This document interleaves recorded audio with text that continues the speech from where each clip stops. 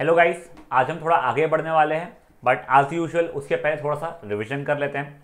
क्या फिजिकल और chemical changes, physical changes में क्या था, no new substances form, chemical changes में new substances form. Physical changes mostly reversible होते हैं, केमिकल चेंजेस मोस्टली इरिवर्सेबल होते हैं। एग्जाम्पल फिजिकल चेंज का melting of ice, chemical change का कुछ भी दे सकते हो, बर्निंग ऑफ मैग्नीशियम भी दे सकते हैं आप, Mg+O2 वाला कुछ भी आप केमिकल रिएक्शन वाला दे सकते हैं। ठीक है, फिर पहले एक एक्सपेरिमेंट करते हैं, कौन सा, मैग्नीशियम रिबन को बर्न करने वाला। उसके पहले उसे सैंड पेपर से रब करते थे, क्यों, उसके ऊपर जो प्रोटेक्टिव लेयर बनती है किसकी, मैग्नीशियम ऑक्साइड की। कहाँ से बनती है सर, एटमॉस्फेरिक ऑक्सीजन के रिएक्ट करके, तो उसे हम हटाते हैं। फिर टोंग से पकड़ कर जब जलाते हैं तो हमें क्या दिखता है, it Burns with a white Darjeeling flame, और उसका व्हाइट पाउडर बनता है। व्हाइट पाउडर किसका होता है, मैग्नीशियम ऑक्साइड का होता है। रिएक्शन क्या होती है, Mg+O2 will give you MgO। Balance करने के बाद में ये रिएक्शन कुछ 2Mg+O2 will give you 2MgO बन जाती है। ठीक है, फिर हम लोगों ने नेक्स्ट रिएक्शन देखते हैं, दो सॉल्यूशंस को मिलाते हैं, कौन से, lead nitrate and potassium iodide के दोनों सॉल्यूशंस को जब मिक्स करते हैं तो हमें एक येलो कलर का सॉलिड पीपीडी दिखना शुरू होता है जो कि लेड आयोडाइड का होता है, और एक और नया सोल्यूशन बनता है जो कि पोटेशियम नाइट्रेट होता है। इसमें हम दो चीजें ऑब्जर्व करते हैं, पहले तो क्या सर, दो सॉल्यूशंस को मिला एक सॉलिड बन गया, और दूसरा ऑब्जर्वेशन क्या देखते हैं कि सर ये येलो कलर का सॉलिड बना है, तो इसका रिएक्शन क्या हो जाता है हमारा, PbNO3 whole twice plus 2Ki will give you PbI2 plus 2KNO3। ये बैलेंस करके मैंने आपको बता दिया है। नेक्स्ट अपन लोग देखते हैं, जब जिंक को मे बी हाइड्रोक्लोरिक एसिड के साथ रिएक्ट करते हैं तो उसमें से बबल्स जो निकलते हैं, उसका कैंडल लेके आया तो Burns with a pop sound, तो ये कौन सा हो गया, तो ये हो गया हमारा हाइड्रोजन गैस, परफेक्ट। और दूसरा इसमें सर टेम्परेचर भी इंक्रीज होता है, तो ये चीज ऑब्जर्व करते हैं। सर इसका रिएक्शन क्या हो गया, Zn+HCl will give you ZnCl2 plus H2। तो हमने टोटली 4 अलग अलग कैरेक्टरिस्टिक्स ऑफ केमिकल रिएक्शन देखे। क्या क्या, सबसे पहले देखा change in state, change in colour, फिर देखा evolution of gas and change in temperature. ये 4 हम लोग कैरेक्टरिस्टिक्स देख लेते हैं। फिर इसके बाद में हम लोग क्या करते हैं, हम लोग ये समझते हैं कि एक रिएक्शन को और अच्छा दिखने वाला कैसे बनाए। तो उससे सबसे पहले क्या बोले, बैलेंस करिए। बैलेंस करना क्यों जरूरी है, जिससे हमारे रिएक्टेंट साइड और प्रोडक्ट साइड के नंबर ऑफ एलिमेंट्स या number of atoms of each element equal हो जाए। पर सर ये क्यों जरूरी है, क्योंकि हमें कंजर्वेशन ऑफ मास क्लियरली कहता है कि मास can neither be created nor be destroyed. तो जो रिएक्टेंट साइड में जो एलिमेंट्स है उसके नंबर ऑफ एटम्स और जो प्रोडक्ट साइड में एलिमेंट्स है उनके नंबर ऑफ एटम्स दोनों के इक्वल होने चाहिए, वरना इसका मतलब क्या, कुछ खो गए या कुछ नए बन गए, बट वो तो पॉसिबल है ही नहीं। इसलिए अपन उसे बैलेंस करते हैं। जो बैलेंस नहीं होता है उसे क्या बोलते हैं, स्केलेटल बोलते हैं। फेयर लिया।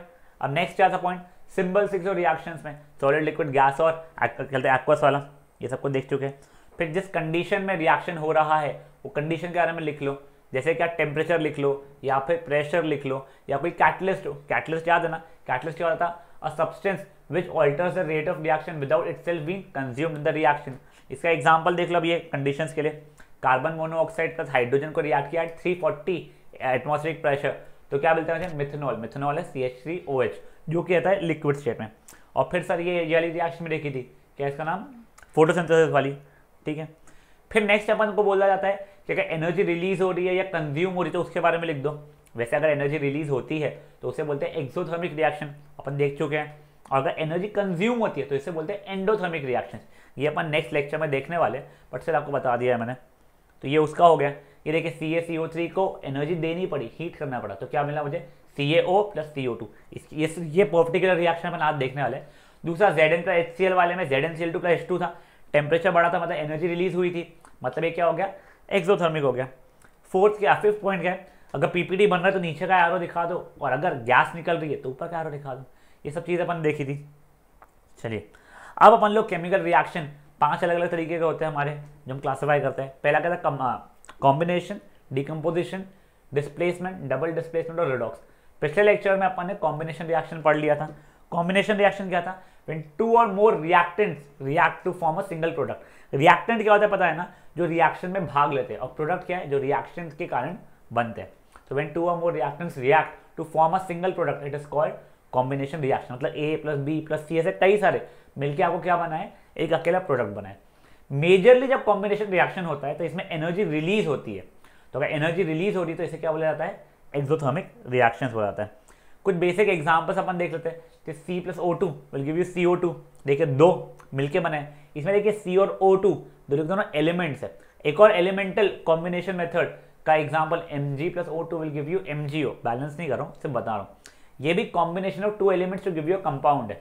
फिर एक और एग्जाम्पल आपको ऐसा क्योंकि पूछा जा सकता है कि गिव मी एन एग्जाम्पल, यहाँ पे 2 कंपाउंड्स मिलके एक नया कंपाउंड बना रहे हो, एक अकेला, तो क्या आ जाएगा CaO+H2O will give you CaOH whole twice. अब यही वाली इसके ऊपर अपनी एक्टिविटी करते थे, कौन सी व्हाइट वॉशिंग वाली, याद है क्या था, CaO कैल्शियम ऑक्साइड में पानी मिला और उसको घोल लो तो CaOH होल ट्वाइस बनता है। इसमें बहुत high amount of heat energy निकलती है। ब्रश लो, इससे दीवार पे उसे लगा लो, 2 दिन रुको, आपके दीवार पे शाइनी कलर आना शुरू हो जाएगा।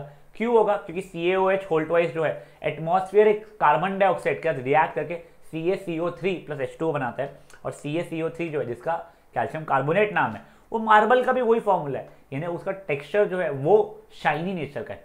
इस कारण से हमारा जो दीवार पे जब व्हाइट वॉशिंग करते हैं तो वो हमें चमकीला दिखना शुरू होता है। वापस समझाता हूँ क्या है, CaO+H2O will give CaOH whole twice plus heat energy. अब ये CaOH होल ट्वाइस जो एटमॉस्फेयर कार्बन डाइऑक्साइड का रिएक्ट होता है, CaOH whole twice plus CO2 will give you what, CaCO3+H2 हो जाएगा। CaCO3 की जो लेयर है वो शाइनी नेचर की हो जाती है। तो ये व्हाइट वॉशिंग का अपना प्रोसेस हो जाता है।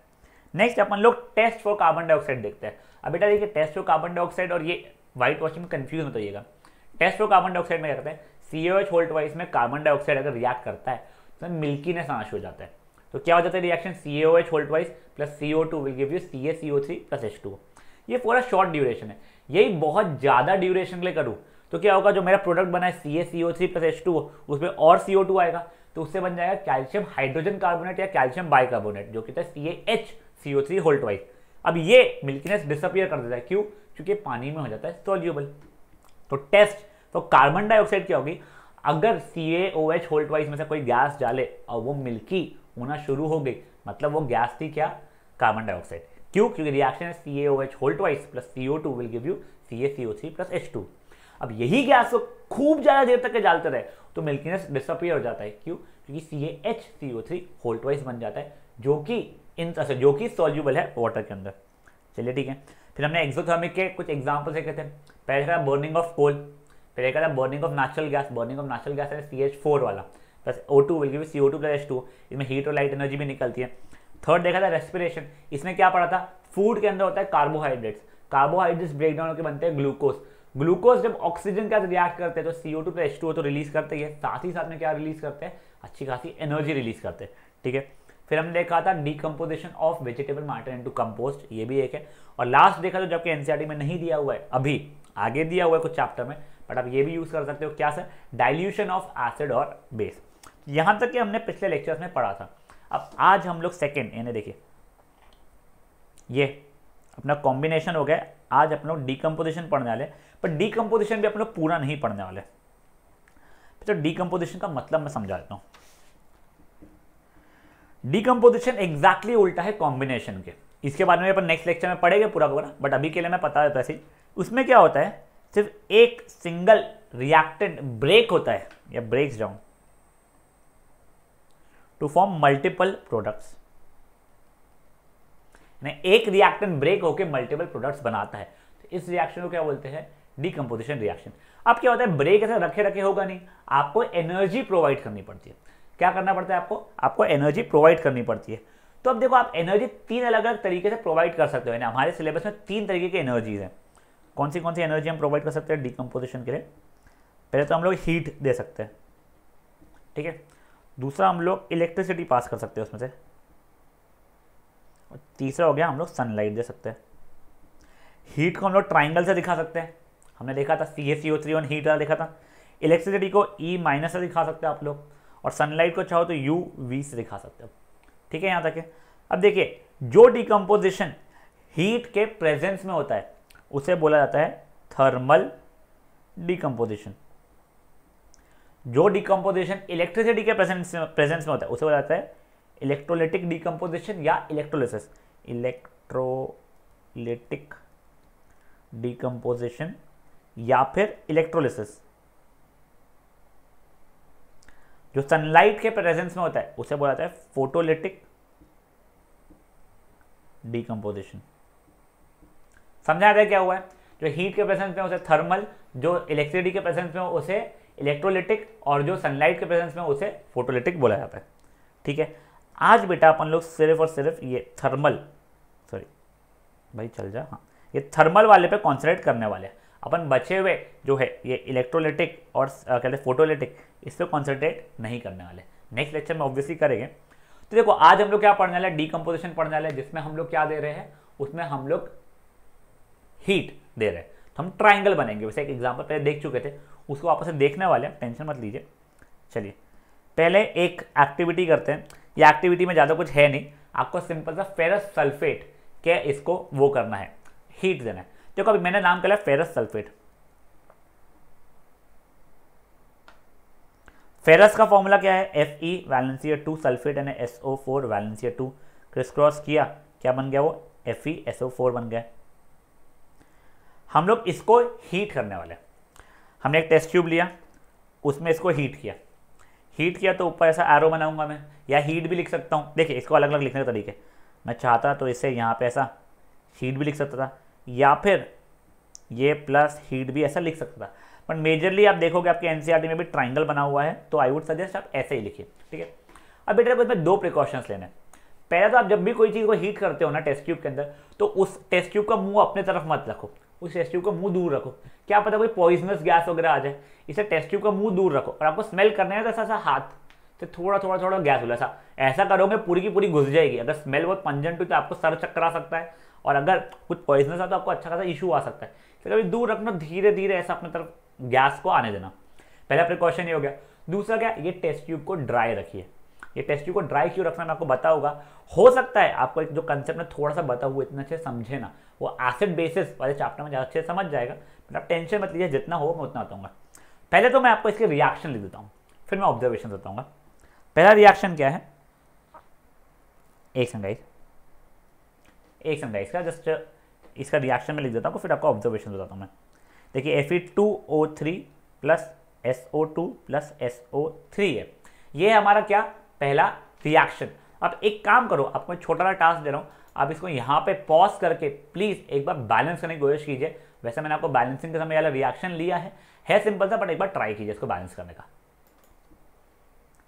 चलिए हुआ क्या बैलेंस, देखिए बैलेंसिंग एक्चुअली सी बहुत सिंपल सी है। क्या है, ये Fe में 2 है यहाँ पे प्रोडक्ट में, तो यहाँ पे 2 लगा दिया मैंने। अब देखो पूरा पूरा बैलेंस ही हो गया अपने आप। ठीक है, ये बैलेंसिंग वाला सिंपल था। अब इसके ऑब्जर्वेशन में दिखाता हूँ आपको।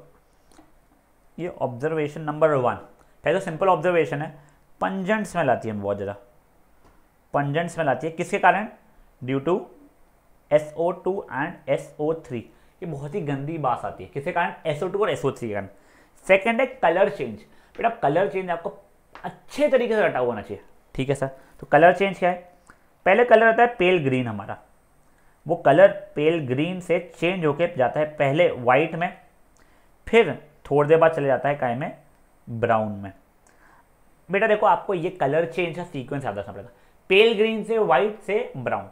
अब देखो मैं यहाँ पे ना आपको एक छोटा सा कंसेप्ट समझा रहा हूँ, अगर समझ जाए तो बढ़िया, नहीं समझे तो टेंशन मत लेना, कलर का सीक्वेंस रट लेना। देखो जो मैंने आपको FeSO4 बोला था ना बेटा, ये FeSO4 में वाटर क्रिस्टलाइजेशन का कुछ होता है। वो क्या होता है वो आप लोगों को एसिड बेस में समझेगा। तो यहाँ पे वाटर क्रिस्टलाइजेशन पहले होता है, वाटर क्रिस्टलाइजेशन का पहले वाटर उड़ता है, फिर वो सिर्फ FeSO4 बचता है, फिर बाद में FeSO4 बचने के बाद में वो Fe2O3 जो बनता है, ये Fe2O3 का कलर ब्राउन होता है। अब देखो अगर मान लो आप ये FeSO4 पे आ चुके हो व्हाइट कलर पे, आप इसमें थोड़े से बूंद पानी का डालोगे तो वापस से अपना वाटर क्रिस्टलाइजेशन गेन करके पेल ग्रीन कलर में चले जाएगा। तो कुछ नहीं समझा, आप टेंशन मत लो, आप एसिड बेसिस में जब आओगे तो आपको समझ जाएगा। आपको सिर्फ ये ध्यान रखना है कलर चेंज किया पेल ग्रीन से वाइट, वाइट से ब्राउन। वो जब अपन करेंगे ना वाटर क्रिस्टलाइजेशन, वहाँ पे ये वाला एग्जाम्पल वापस से ले गए अपन, है बहुत टाइम उस चीज़ को, बट अपन तब ले गए, आप टेंशन मत लीजिए। क्या है कलर चेंज, पहले पेल ग्रीन से वाइट, वाइट से ब्राउन। पेल ग्रीन से वाइट क्यों आया, क्योंकि वाटर क्रिस्टलाइजेशन लूज हुआ। फिर वाइट से ब्राउन क्यों हुआ, क्योंकि वो डिकम्पोज होकर Fe2O3 बन गया। फाइन, अगर मेरा व्हाइट कलर पे थोड़ा सा पानी डाल दूंगा तो वापस से पेल ग्रीन पे चले जाएगा। बट अगर मैं ब्राउन पे, ये यहाँ पे आ चुका हूँ, अब यहाँ पे पानी डालूंगा तो यहाँ पे पहुँचूंगा, ऐसा नहीं होगा, तब वो ऐसा नहीं पहुँचेगा। समझे ये चीज़ क्या हुई पक्का से आपको। तो देखो दो ऑब्जर्वेशन, पहला क्या है, बहुत पंजेंट स्मेल आती है, किसके कारण, SO2 एंड SO3 के कारण। वैसे देखिए गैसेज आप चाहो जैसा ऊपर का एरो दे सकते हो, आपकी इच्छा है, ठीक है। दूसरा ऑब्जर्वेशन क्या है, चेंज इन कलर। पहले क्या था, पेल ग्रीन से व्हाइट, व्हाइट से ब्राउन। पेल ग्रीन से व्हाइट क्यों आता है, क्योंकि वाटर क्रिस्टलाइजेशन लूज होता है। फिर व्हाइट से ब्राउन क्यों होता है, क्योंकि सर वो डिकम्पोज होकर Fe2O3 बन जाता है। फेयर टेलियर। तो बेटा देखो बहुत ही बेसिक सी चीज देखी अपन ने, पहले अपन ने डिकम्पोजिशन रिएक्शन के बारे में देखा है, क्या, when one single reactant breaks down to form multiple products. अब ब्रेक डाउन तो रखे रखे होगा नहीं, एनर्जी देनी पड़ेगी। एनर्जी देते तो एंडोथर्मिक बोलते हैं, पर अपन देखने वाले आगे। सर 3 तरह की एनर्जी दे सकते हैं अपन लोग, क्या क्या, हीट, इलेक्ट्रिसिटी या सनलाइट। हीट वाले डिकम्पोजिशन को बोलेंगे थर्मल डिकम्पोजिशन, इलेक्ट्रिसिटी वाले को बोलेंगे इलेक्ट्रोलिटिक डिकम्पोजिशन या इलेक्ट्रोलिसिस, और थर्ड वाले को बोलेंगे फोटोलिटिक डिकम्पोजिशन, वैसे उसको फोटोलिसिस भी बोला जाता है। चलो ठीक है, अपन आज के इसमें क्या देखने वाले हैं, थर्मल डिकम्पोजिशन देखने वाले। तो सबसे पहला एक्सपेरिमेंट कौन सा देखा हमने, डिकम्पोजिशन ऑफ फेरस सल्फेट। उसमें सिंपल सा प्रिकॉशन क्या लिया, टेस्ट ट्यूब को अपने मुंह से दूर रखो जब जला रहे हो, और दूसरा आपने क्या, टेस्ट ट्यूब को ड्राई रखो। टेस्ट ट्यूब को ड्राई इसलिए रखना है जिससे वाटर क्रिस्टलाइजेशन वापस से गेन ना हो जाए, ठीक है। रिएक्शन क्या हुई, FeSO4 को हीट किया तो Fe2O3 plus SO2 plus SO3 मिला। हमको ऑब्जर्वेशन क्या है, सर SO2 और SO3 का जो स्मेल था बहुत ज्यादा पंजेंट था। दूसरा चेंज इन कलर हुआ, क्या कलर से क्या कलर में आया, पहले से पेल ग्रीन से व्हाइट से ब्राउन। बढ़िया है सर, चलो ठीक है, अब अपन लोग आगे का पढ़ते हैं, ठीक है। अब एक और एक्टिविटी है तो बहुत फुद्दू सी है। आप लोगों ने इस एक्टिविटी का रिएक्शन पहले देख चुके हो, क्या, decomposition of calcium carbonate. Decomposition of calcium carbonate, sir क्या हो जाएगा, देखिए CaCO3 को हीट करने पे बनता है CaO प्लस CO2। CO2 का टेस्ट याद है ना, ऐसे ही मैं पूछ रहा हूँ, यहाँ पे देना नहीं है।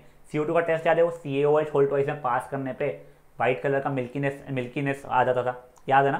चलो ठीक है सर, देखो ये रिएक्शन क्यों इंपॉर्टेंट है, कि जो CaO जो बन रहा है ना, जैसे हम लाइम बोल सकते हैं या फिर क्विक लाइम बोल सकते हैं, वैसे नाम क्या है इसका, कैल्शियम ऑक्साइड, बट ऐसे पप्पू ना क्या है इसके, लाइम एंड क्विक लाइम बोल सकते हैं। तो ये हमारे इंडस्ट्रियल यूजेस में आता है। क्या क्या इंडस्ट्रियल यूज है इसका, पहला है मैन्युफैक्चरिंग ऑफ सीमेंट, और दूसरा क्या है, मैन्युफैक्चरिंग ऑफ ग्लास। ये इन इंडस्ट्रीज में बहुत काम में आता है। कौन सी industries, manufacturing of cement and manufacturing of glass, ये इनके इसमें बड़ा काम में आता है, इसलिए रिएक्शन काम में आ जाता है। क्या है, CaCO3 जिसे क्या बोलते हैं हम लोग, लाइमस्टोन या फिर कैल्शियम कार्बोनेट, इन सबको ब्रेक इसको हीट करने पे क्या मिलता है, CaO प्लस CO2, ठीक है। CaO के नाम क्या है, लाइम या फिर क्विक लाइम। फेयर डलिया। चलिए अब अपन लोग देखते हैं थर्ड और आज की आखिरी एक्टिविटी। ये भी फुद्दू सी एक्टिविटी है, एक्टिविटी बोलने लायक भी नहीं है कुछ। अपन क्या करने वाले हैं, हीटिंग ऑफ लेड नाइट्रेट। याद है लेड नाइट्रेट पहले पढ़ा था, वो PbNO3 प्लस Ki वाले में PbI2 बना था अपना, जो येलो कलर का था, वही वाला। अभी देखिए ये PbNO3 होल ट्वाइस को मैं करने वाला हूँ हीट। मैं डायरेक्टली आपको रिएक्शन पहले बता देता हूँ। ये बनता है PbO plus NO2 plus O2। अब आप मेरे लिए पहले इसे पॉज करके फटाक से इसे बैलेंस कीजिए। बेटा देखो, अगर ये वाला बैलेंसिंग नहीं आ रहा है तो मैं आपको श्योरली सजेस्ट करूंगा कि आप वो बैलेंसिंग वाला वीडियो पहले देखिए, क्योंकि बेटा इसमें ये वाला एक रिएक्शन है जो थोड़ा परेशान करता है बच्चों को, इसलिए इस रिएक्शन के लिए ही पूरा का पूरा वीडियो देख लीजिए, बिल्कुल वर्थ है। रिएक्शन को बैलेंस करने पर ये बन जाता है, ठीक है। अब देखिए इसका ऑब्जर्वेशन क्या है, पहले तो ये NO2 गैस है, O2 भी गैस है, आपको दिखाएं तो PbO मेरा PPT बनता है, ठीक है। पहला ऑब्जर्वेशन ये आता है, ये ऑब्जर्वेशन लिख रहा हूं मैं, कि येलो कलर PPT है मेरा PbO। देखो बेटा PbI2 भी येलो कलर का था, PbO भी येलो कलर का था। आपको एक तरीके से याद करने के लिए इजी हो गया, इसका कलर PbO का कलर क्या है, येलो कलर का। और दूसरा क्या है, NO2 जो है, NO2 Burns with brown fumes. Brown colour की फ्यूम आना शुरू होती है NO2 के कारण। ये दो बेसिक से अपने क्या है, ऑब्जर्वेशन है। खत्म हो गया आज का। देखो अब आप सोचोगे सर हमने कुछ नया समझने लायक तो पढ़ा ही नहीं। बेटा केमिस्ट्री में कई चीज़ें जो शायद समझने लायक ना, बट आपको रटना पड़ेगा। फॉर एग्जाम्पल कलर नहीं समझ सकते अपन, यहाँ पे ये रिएक्शन कैसे क्या क्यों हो रहा है नहीं समझ सकते, तो कुछ चीज़ें रटनी पड़ती है। क्या देखा हमने, PbNO3 होल ट्वाइस को हीट किया तो PbO plus NO2 plus O2 आया। PbO येलो कलर का पीपीटी है और NO2 ब्राउन फ्यूम्स के साथ बर्न करता है। बेटा देखो आपको पता होना चाहिए सब ऑब्जर्वेशन, क्योंकि एक तो पहले ऑब्जर्वेशन पूछ सकते हैं, दूसरा आपको इनडायरेक्ट क्वेश्चंस भी आ सकता है कि एक रिएक्शन थी जिसमें ब्राउन कलर के फ्यूम्स आ रहे थे और येलो कलर का पीपीटी आ रहा था, ऐसा कुछ तो भी बना देगा, वो वाली रिएक्शन लिख के बैलेंस करो, ऐसा कुछ भी बोल सकता है। इसलिए आपको एक एक ऑब्जर्वेशन पता होना चाहिए, ठीक है। तो क्विक रिविजन ले ले यहाँ से पहले आज का जो किया अपन लोगों ने। सिंपल सा क्या सा डीकम्पोजिशन रिएक्शन के बारे में पढ़ा। वो क्या होता है, जब एक सिंगल रिएक्टेंट ब्रेक डाउन होकर मल्टीपल प्रोडक्ट्स बनाता है, ब्रेक डाउन होने के लिए अपने को एनर्जी देना पड़ता है, इसलिए ये रिएक्शंस हो जाते हैं एंडोथर्मिक। सर क्या क्या तरीके की एनर्जी होती है, हीट, इलेक्ट्रिसिटी या सनलाइट। अपन आज के में हीट है थर्मल वाले ही पढ़ने वाले। पहला देखा फेरस सल्फेट का डीकम्पोजिशन, तो उसके इसमें प्रिकॉशन, दो बेसिक प्रिकॉशन देखे। पहला तो क्या सर, टेस्ट ट्यूब को दूर रखो, और दूसरा क्या, टेस्ट ट्यूब को ड्राई रखो। रिएक्शन क्या होगी, FeSO4 on heat will give you Fe2O3 plus SO2 plus SO3। Observation क्या था, पहला की बहुत पंजेंट स्मेल होती है सर SO2 और SO3 की। दूसरा ऑब्जर्वेशन कलर चेंज का था, पेल ग्रीन से व्हाइट से ब्राउन, पेल ग्रीन से व्हाइट वाटर क्रिस्टलाइजेशन लूज हुआ, व्हाइट से ब्राउन मतलब उसका ये ब्रेकडाउन होना शुरू हो गया, ठीक है। ये पहला अपन देखा था। नेक्स्ट देखा अपन ने कैल्शियम कार्बोनेट का डिकम्पोजिशन, उसमें CaO प्लस CO2 बनता है। CaO जैसे लाइम या क्विक लाइम बोला जाता है, वो किस इंडस्ट्रीज में यूज होता है, ग्लास एंड सीमेंट के मैन्युफैक्चरिंग में यूज हो जाता है। और थर्ड और लास्ट जो आज अपन ने देखा वो कौन सा था, हीटिंग ऑफ लेड नाइट्रेट या डिकम्पोजिशन ऑफ लेड नाइट्रेट। उसमें क्या हुआ, PbNO3 होल्ट वाइज को हीट करने पे PbO plus NO2 plus O2 मिला। ऑब्जर्वेशन क्या था हमारा, तो PbO जो था वो येलो कलर का पीपीटी था और NO2 जो था वो ब्राउन कलर के फ्यूम के साथ बर्न हो रहा था। ये चीज़ को चलिए अपन लोग इसमें देख लेते हैं। एग्जैक्टली सेम चीज़ें लिखी हुई है यहाँ पे भी। देखिए सबसे पहले आप लोगों को रिएक्शन वो डेफिनेशन दिया गया है, फिर थर्मल डिकम्पोजिशन की बात की गई है। थर्मल डिकम्पोजिशन वो डिकम्पोजिशन होता है जिसमें हीट लाया जाता है। एक्टिविटी में heating of ferrous sulphate crystals दिया गया है, दोनों की दोनों आपको वो दिए गए क्या कहते हैं प्रिकॉशंस। इक्वेशन दिया गया है, ऑब्जर्वेशन भी देख लो। अब देखो इसमें आपको वो वाटर क्रिस्टलाइजेशन वाले का FeSO4.7H2 दिया गया है, बट आपको वो चीज़ अभी लिखने की जरूरत नहीं है। ये चीज़ अपन वैसे मेजरली देखने वाले कौन से चैप्टर में, एसिड बेसिस में। वाटर क्रिस्टलाइजेशन होता क्या है मैं थोड़ा समझाने की कोशिश करता हूँ आपको। देखिए क्या हो जाता है ना, it is definition wise it is the fix number of water molecules present in one molecule of salt, but इतना भारी आपको समझेगा नहीं। देखिए जो FeSO4.7H2O लिखा हुआ है ये वाटर क्रिस्टलाइजेशन वाला है, इसका खुद का कलर होता है पेल ग्रीन। इसको जब मैं पहले हीट करता हूँ तो ये बनता है FeSO4 और इसका वाटर क्रिस्टलाइजेशन उड़ जाता है, ठीक है। ये हो जाता है कौन सा कलर का, वाइट कलर का। फिर इसको फर्दर जब मैं हीट करता हूँ तो ये बनाता है Fe2O3 plus SO2 plus SO3, ये होता है। अब ये जो है Fe2O3 ये होता है ब्राउन कलर का। तो देखिए पहले क्या था मेरा पेल ग्रीन, सॉरी पहले क्या था मेरा पेल ग्रीन, वहाँ से क्या बना वाइट। मैं अगर ये वाइट पे जाके रुक जाऊँ और वापस से थोड़े बूंद ऑफ पानी डाल दूंगा तो ये वापस से पेल ग्रीन के कलर पे आ जाएगा। बट अगर मैं रुका नहीं और हीट करते क्या तो ये ब्राउन कलर पे आ जाएगा। अब ये ब्राउन कलर पे वाटर डालूंगा तो यहाँ पे या यहाँ पे नहीं आएगा, वो वहीं पे रुका हुआ रहेगा। समझाइए, चलिए ठीक है। सेकंड, ये तो अपना फर्स्ट हो गया था। सेकंड ऑब्जर्वेशन कहता है SO2 और SO3 का पंजेंट्स में आना शुरू हो जाता है, ठीक है। फिर अपन ने क्या देखा, quick line sorry decomposition calcium carbonate CaCO3 on heat will give you CaO plus CO2। ये जो क्विक लाइन या लाइन जिसे बोला जाता है ये किसके काम में आता है, manufacturing of cement and glass के इंडस्ट्रीज में आता है। फिर अपन ने जो लास्ट आज देखा वो क्या देखा, अपन ने हीटिंग ऑफ लेड नाइट्रेट देखा। उसको PbNO3 होल्ट वाइज को हीट करने पे रिएक्शन क्या था, PbO plus NO2 plus O2। सब बैलेंस्ड रिएक्शन अच्छे से याद रखिएगा अगर नहीं जमता है तो इसमें हमने दो ऑब्जर्वेशन देखे। पहले तो येलो कलर का PbO का पीपीटी था और दूसरा emission of brown fumes due to NO2 था। खत्म बेटा। अभी देखिए अपने तीन नई रिएक्शन देखिए, ये तीनों में से रादर सेकंड रिएक्शन तो ये सिंपल थी, पहली और तीसरी जो रिएक्शन अच्छे से याद रखिएगा। ये जो पर्टिकुलर है ना, ये PbNO3 होल्ट वाइज वाली ये रिएक्शन तो कई बार आपको बैलेंस करने के लिए पूछी जाती है, या इसके ऊपर एक्टिविटी आ जाती है आप लोगों को कि इसके ऑब्जर्वेशंस क्या आते हैं। ब्राउन फ्यूम्स किसी कारण आए थे, NO2 के कारण।